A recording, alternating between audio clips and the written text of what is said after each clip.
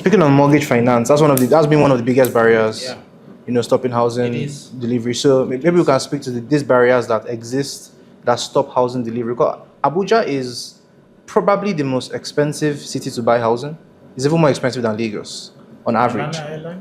No, if you look at it if you look at it on average, Abuja is actually the most expensive city. Like Dubai, because Abu Dhabi is more expensive than Dubai in the UAE. Yeah. So it seems like Nigeria has a similar outcome where as our capital city is a bit more expensive than our commercial city. So regarding that, what are the barriers that you see that are preventing faster housing delivery, not necessarily just purchase, but delivery in the FCT currently? Well, they are all interrelated and interconnected, actually. Project financing is actually where the problem is most identified from. If you have to access facility to undertake the provision of these houses, the challenges are enormous there. One, there is heavy dependence on imported materials, building materials to start with. Yeah. And this importation is subject to a lot of factors that will affect the facility that you access in the first instance to bring in these materials.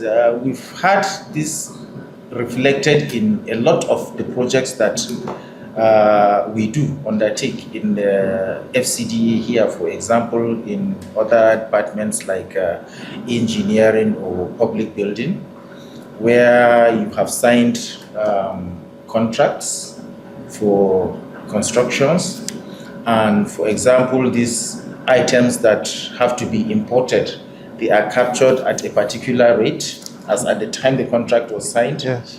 But as at the time of the execution of those particular materials, they are now subject to new rates and what have you. So before you balance meander and you understand, so that is why it's just to give you an example of what I mean when I say is project finance is where the bottleneck really is exhibited more. And same thing translates to even the consumers, the people that will buy the houses. For example, you have just asked, is it Adamu? Audu. You have just asked Audu at the beginning of Yes. this session.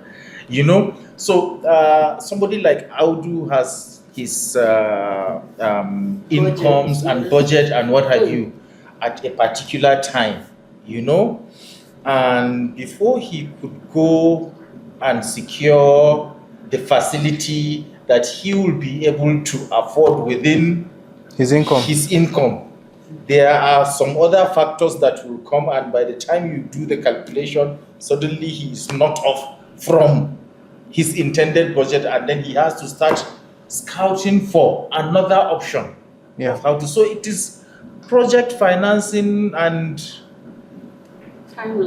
timelines, exactly. That is the bottleneck, and market volatility as a result of so many factors that will throw you off balance each time you. There are people that would naturally resort to even savings. You save over time to be able to acquire. So by the time you save, by the time you reach your destination, it has moved.